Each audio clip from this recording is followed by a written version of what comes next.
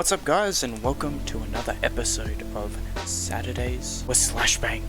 This week I was planning on reacting to the announcement of Star Wars The Bad Batch animated series. It's going to come out next year, super excited.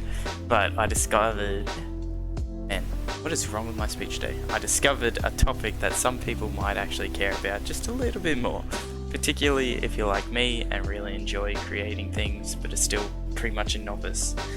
So if you saw the title, you'll know that this video is all about how to get the best quality for your videos when uploading them to YouTube. So let's kick it off. It's probably going to be a short one. So first things first guys, I want to thank you all so much for such a positive first week back on YouTube. I love yous and it's been real fun so far. But back to the topic. First thing you guys need to actually understand is what happens when you upload a video. And I'll have shit on screen to show you what's going on. When you upload a video, regardless of the quality of the source recording or render, YouTube will always compress and process your video. And this is something you cannot avoid. It's just something that's going to happen. The processing stage of your upload will pretty much always lower the quality of the source video. So if you ever notice you're watching one of your videos or someone else's videos and it's like 1080p, 60 frames per second, you might see blurriness or you might see pixelation, and that's because of the compression and the processing. Right now I'm going to give you a quick guide as to how to minimize that drop in quality and eliminate the blurriness you see in your videos as much as possible. First step is to always render your videos and record your videos to an MP4 file.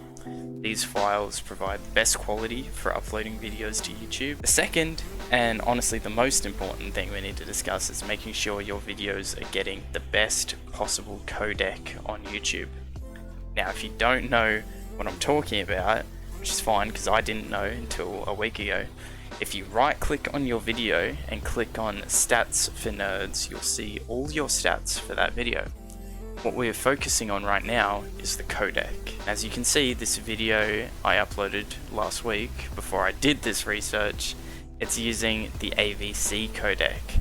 Go to one of your videos right now and see if you have the same one. The AVC codec is the absolute worst codec you could possibly get on YouTube.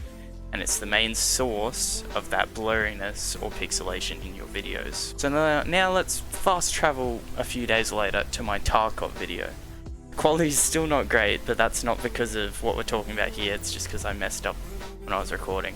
But look at the codec. It's using the VP09 codec, which is the best possible codec you can get on YouTube. And for most YouTubers with millions of subs, their codec is set to this by default.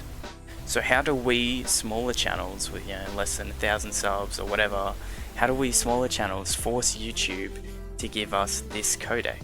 Well, it's actually a lot simpler than you might think. But to do it, we're going to have to go back to our render settings.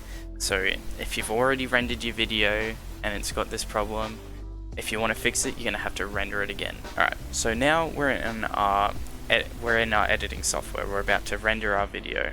First thing you're going to need to do is, regardless on if you recorded your videos in 720p or 1080p, you're going to want to change the resolution. So if you want the best quality codec for your video on YouTube, you're going to have to render it in 1440p 60 frames per second, regardless on if the actual recording is in 720 or 1080, whatever. You're going to need to render it in 1440p 60 frames per second. If you're recording at a higher resolution, render it in that resolution. Now, I personally don't understand why this is a must for the right codec. I'm not going to make up a reason to make the video sound better, but doing this when exporting will give you results. And while you're at it, you may as well change the bitrate to around 16,000 megabits per second as a baseline or minimum. Now with the software I use to edit my videos, it's simple to change this setting as you saw me do it just then. If you want this software, it's called HitFilm Express. It's free, very similar to Adobe Premiere. I know because I used to use Adobe Premiere, and for me this software is actually better.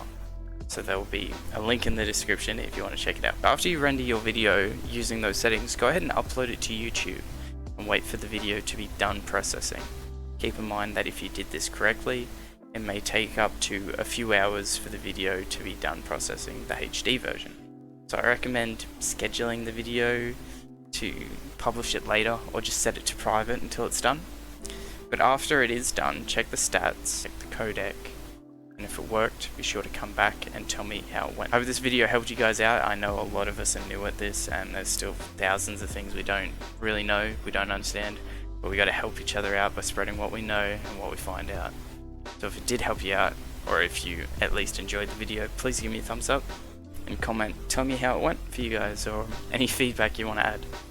If you want to see more of my content, hit that subscribe button so you can catch us all in the next one. Later, Spam Squad. Yes, you can! Just do it! If you're tired of starting over, stop giving up.